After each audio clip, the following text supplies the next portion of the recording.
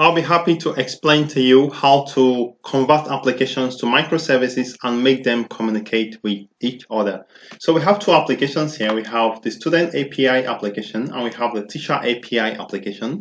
The first step we need to take is for us to assign these two applications different port numbers. In that way, they'll be able to run concurrently because they need to run on different port numbers. So at this point, we are going to assign the student API port 8082. So go to SRC main resources and open the application properties and just assign it server.port equals 8082, and that is what you need to do. Then we go to the teacher's API and we are going to do the same thing. This time we are assigned 8081 server.port equals 8081. So now both of them are running on two different ports. Just to try them out, I'm going to run the two of them concurrently and let's see. So let's run this as Spring Boot app, and I'm going to also go to the teacher API while I wait for this to start up. It starts up successfully, and I'm going to go to the teacher's API as well, and I'm going to run it as Spring Boot app as well. So the teacher's API returns a list of teachers or a list of lecturers, while the student API returns a list of students. So let's access both applications. Let's see what we have. So let's go to the browser, and I'm going to go to localhost port 8081, which contains list of teachers, and you can see a list of teachers here. You can see teacher ID, name, title, lecturer 1, professor, associate prof for the Ndayuba, Mills Munanye Safran. So they have different titles. So if I go to port 8082, I can access list of students as well. So let's say students. So you can see port 8082 students. So we have a typo here, students. So we have list of students, as you can see right there. So I have student ID 1, name Soles Chooks, department computer science, Jackie Franklin, Emicha Mills, Adam Altnell. They have department accounting and so on. So we have list of teachers, we have list of students, but these are two different applications that don't communicate. Now we are going to convert them into a microservice. The first thing we need to do is to add a Eureka Server. Eureka Server is like a service discovery server, an intermediate server that makes them communicate. Two microservices cannot just communicate like that. They need a server called a service discovery server to communicate. A service discovery server is simply another microservice. So just go to create a new application file, new, one more Spring Boot application, and that will serve as our Eureka Server or as our server. So I give it a name, school server, and I'm going to go next. Now you need to add dependency called Eureka Server. That is the dependency you need to add, and also maybe add Spring Starter Web. So at this point, basically, we have our server up. And again, we need to configure this server to run on a different port. So let's go to this server and then configure it to run on a different port. So just say server.port 8761. Again, you can use any port you want. Now there are two other things we need to do. We need to do the client register with Eureka property to false. We are just telling it that this is the only server available, so it should not look for any other server. So that is why we have register with Eureka to be false, and also fetch registry to be false as well. These are about the same thing but a little different.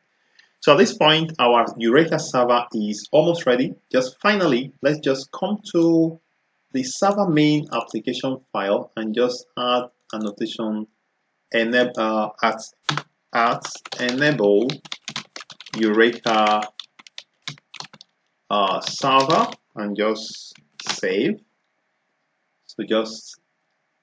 So at enable Eureka server, save. So at this time our server is completed. We built our server. So I'm going to just test run my server by saying run as Spring Boot app.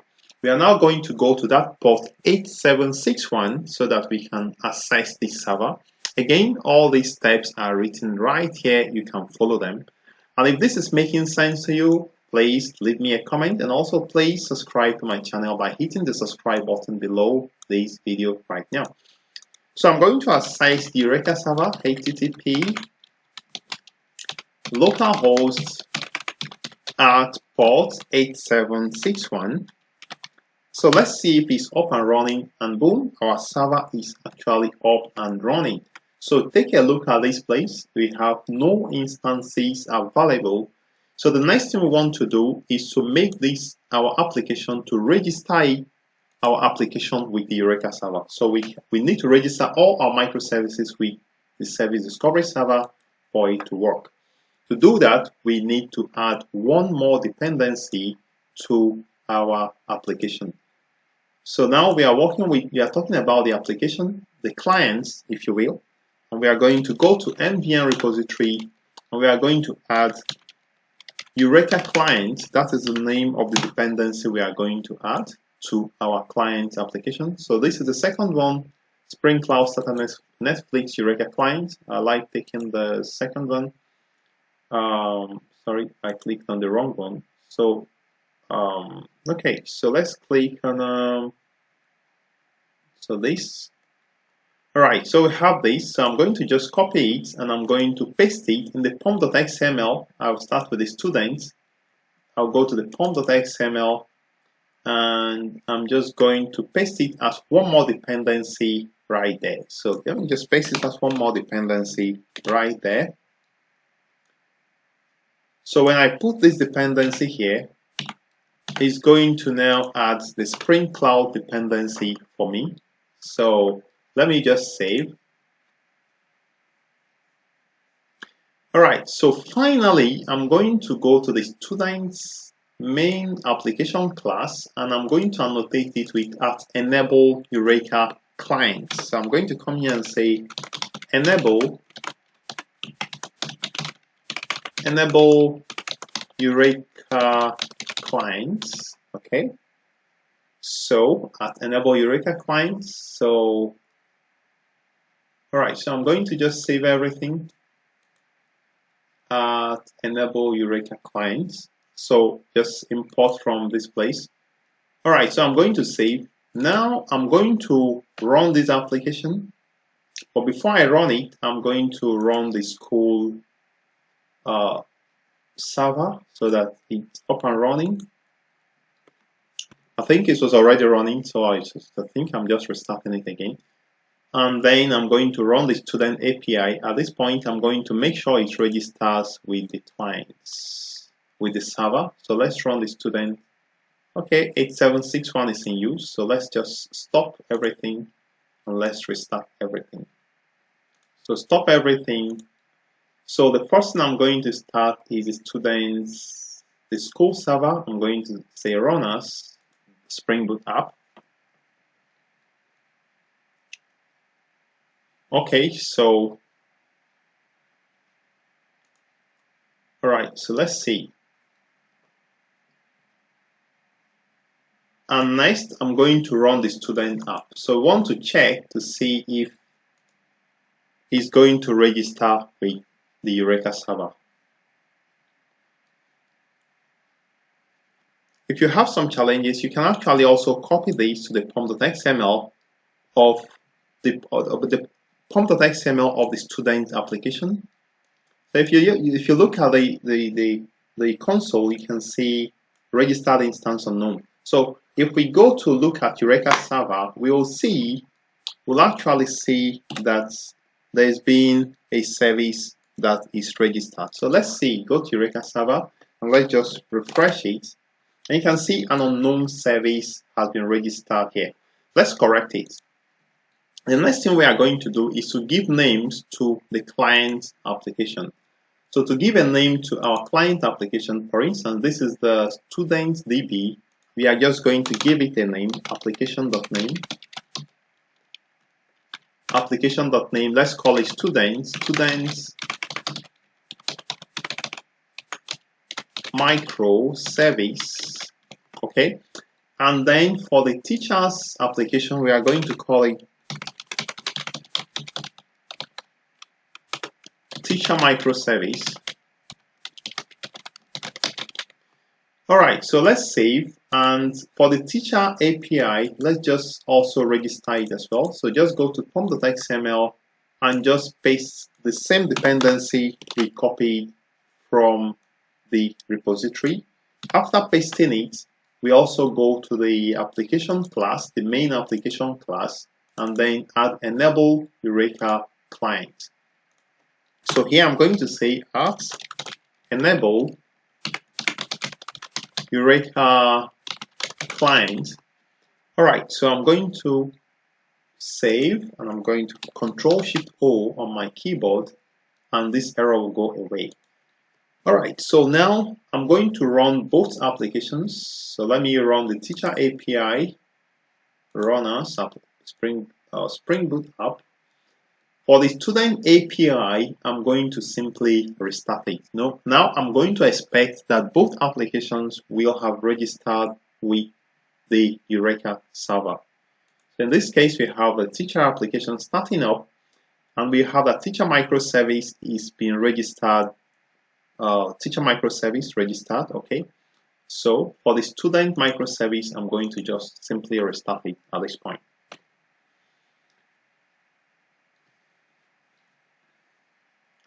So let's see. I think we are making progress. Teacher microservice, there is no typo. Student microservice, there is no typo as well. All right, so let's go to check where we are. Let's look at the Eureka server to see. I'm just going to refresh this page, and you can see that the two services has been registered. Student microservice and teacher microservice has been registered with Eureka server. All right, so now we've made so much progress, and now you have all the steps for you as well. Here you can follow it. Now the next thing we want to do is to create a REST template. Now for you to communicate across microservices, Spring provides something called a REST template. So we are going to create a REST template in the teacher and student services. So this REST template is going to be a bean, so that it can be used later on to make REST calls to the student microservices and vice versa. So I'm going to simply say, I'm going to create a REST template. I'm going to say REST templates get REST templates. Okay, so I'm going to, it has to be public. Okay, so I'm going to just return new REST template. So this REST template is going to help me to make calls between these REST web services. So let's start with making a REST, making a call from the teacher service. We want to get list of students while we are inside the teacher service. So we are going to add the add bean annotation. Oh, what is this? So we are going to add bean annotation, so we can make it a bean so that it will be used for dependency injection. All right, so there we are. We can now do one more thing. We are going to load balance it. Just below the bean annotation, just add load balance. So this is a way to balance just like the name is, you load balance because calls will be coming in, and the Eureka server is going to now balance the request coming in between the microservices registered with it. So now let's go to the teacher controller. Let's see what is happening there. So I'm going to go to the teacher controller file. So this controller, as you can see, the endpoint is at this place. So you have the URL mapping is /teachers, and this runs on port 8081 as we configured.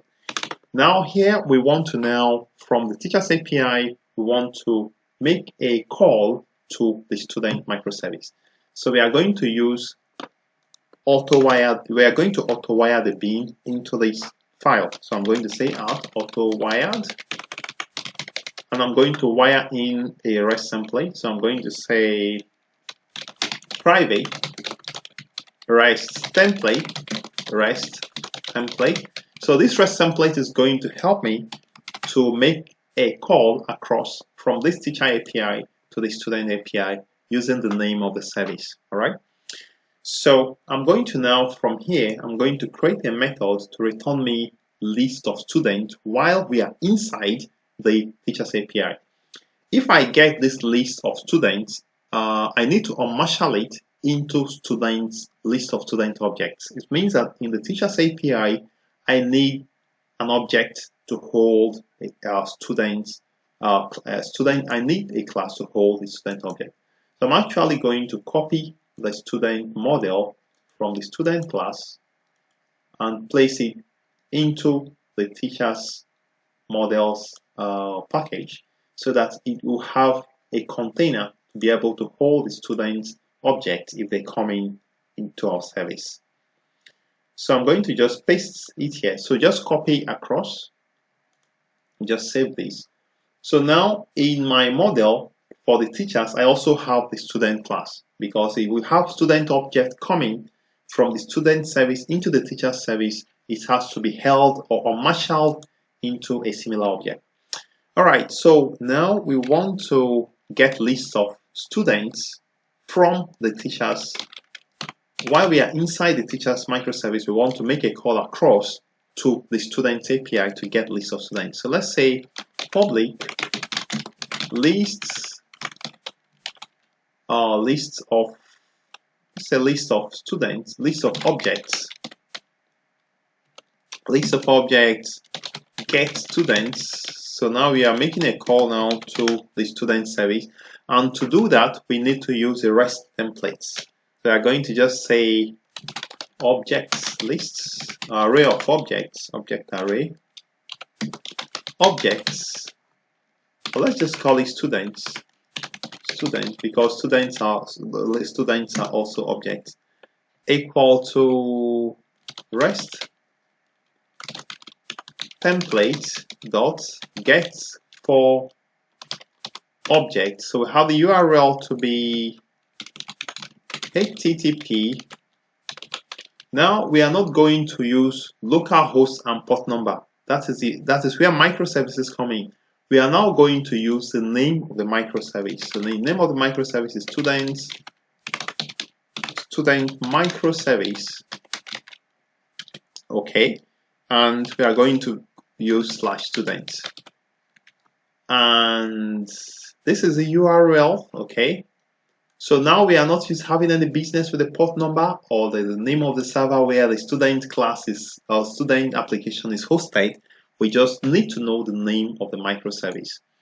And then we need to specify the return type. So we have objects, array of objects dot class.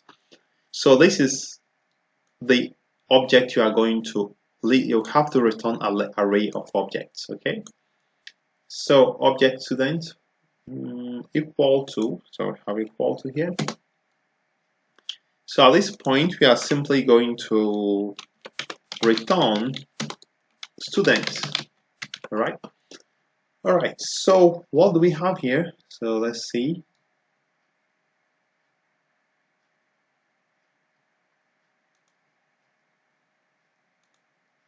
Okay, so good.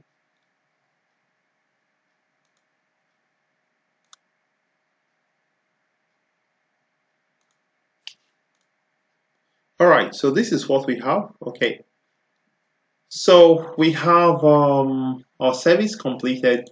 Now we'll be able to get lists of students while we are inside the teacher's microservice.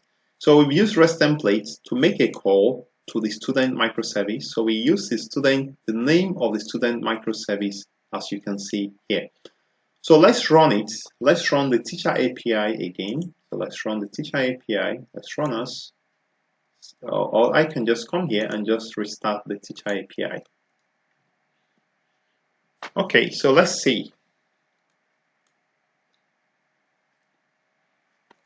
So if it works, then I would like you to do the same thing to be able to call the student to call the teacher microservice from the student microservice as well.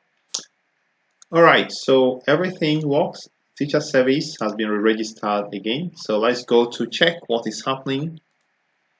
So let's come here. So now let's refresh Eureka to make sure nothing goes down. Okay, so we have two services are up and it's fine. So renewal threshold is renewed 5 times. Okay, we have everything is okay. So let's go to port 8081 and 8081, and we have list of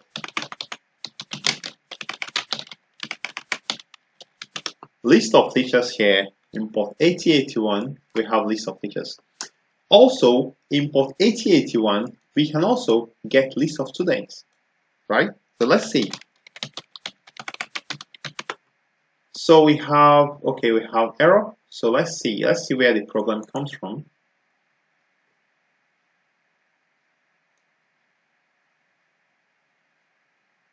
So we have RestTemplate. So let's see students microservice. So it's actually students microservice, not student microservice. Let's just cross check it. Students microservice. Let's see. They have students microservice. So it's correct. All right. So let's see where the problem is coming from. Okay. So it seems I just need to. So let's see. Okay, so I need to return it as an array list. Okay, so I'm going to actually return arrays dot as list objects. So the procedure is yet to follow. So since I'm trying to bypass the procedure and I'm having errors. Okay, so return array list of students. Let's see. All right, so I'm going to just save everything. I'm going to rerun the teacher API again. So let's rerun the teacher API.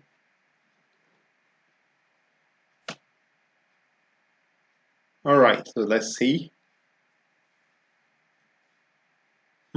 So I think I have an error as well, because now I have, if I go to student microservice, that is fine.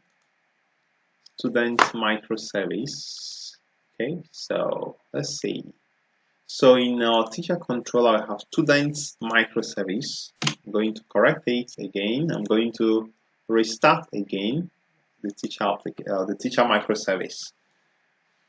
So hopefully all the errors are gone. So let me just cross check one more time from the student microservice, get me list of students while we are in the teachers microservice. Again, I'm going to add a mapping. I forgot to add a mapping at get mapping of /students. All right, so I'm going to save and I'm going to rerun the application again, run it again. So the procedure is here. So as I simply tend to be too fast and overlooking some of the procedure, I'm having issues. So I can't really be so fast. So this is the code exactly. So have the get mapping /students, and we are inside the teachers microservice. So let's see. It seems everything worked fine. Everything registered okay. So let's go to let's run. All right, so let's refresh this page. And there we go. We have list of students right inside the teachers microservice, right in the same port 8081. We have this list of students. And again, we have list of teachers. So we have list of teachers. We have list of students right in the same teachers microservice. So what I want you to do as an assignment, now go to the students microservice, modify it to be able to get lists of teachers from the student microservice. So the steps are clear. Simply go to the controller and add this. But this time you need to use the teachers microservice. Remember to add the enable Eureka client in student's main application file. So this is how to make two microservices communicate. The steps are a bit long, but I think it will be easy if you do it a couple of times. I'm going to stop here. I'd like to thank you for viewing. Remember to subscribe to my channel if you've not subscribed, and we'll see you in the next lesson.